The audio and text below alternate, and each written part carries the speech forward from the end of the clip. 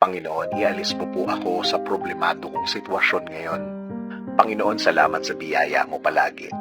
Alam po namin na ito ay bago tuwing nagsisimula ang araw namin.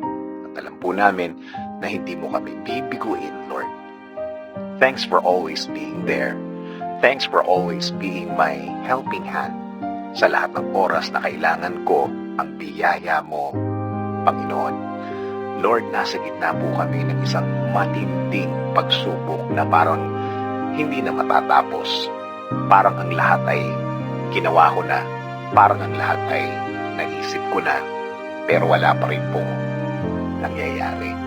Panginoon, tulad ng sinabi mo, sa iyo magtiwala, sa iyo maniwala. Dahil ang iyong plano, Panginoon, ay makakabuti sa lahat ng anak mo. At sa akin, Panginoon, simula ngayon, Lord, I will trust you.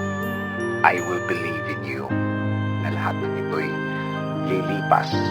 Ang lahat ng problema ko ay masasagot mo, Panginoon. Hindi na po ako mag-aalala. Hindi na po ako magiging worried sa bawat oras. Alam ko rin po, Panginoon, na sa bawat oras na nililipas na namumroblema ako, parang nilulubog ko lang ang sitwasyon at ang sarili ko, Lord.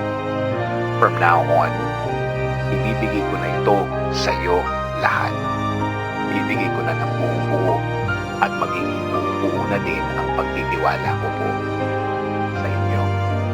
Alam ko po na magiging iba ang kinalalagyan ko dahil sa gagawin kong ito, na para bang ibinigay na ng anak ang lahat sa kanyang ama, na ang lahat ng nararamdaman ko ay mapapalitan na ng saya sa loob ng aking pagkatao.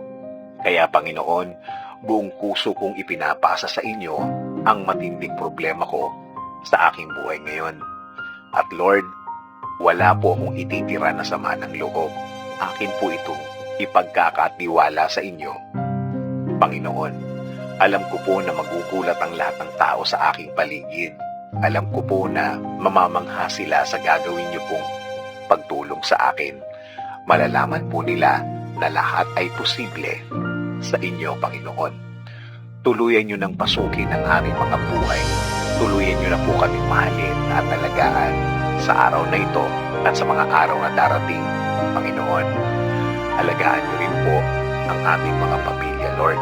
Ilayo niyo po kami sa lahat ng masama at sa lahat ng uri ng sakit. I-bless niyo rin po ng tuloy-tuloy ang aming bayan, Panginoon.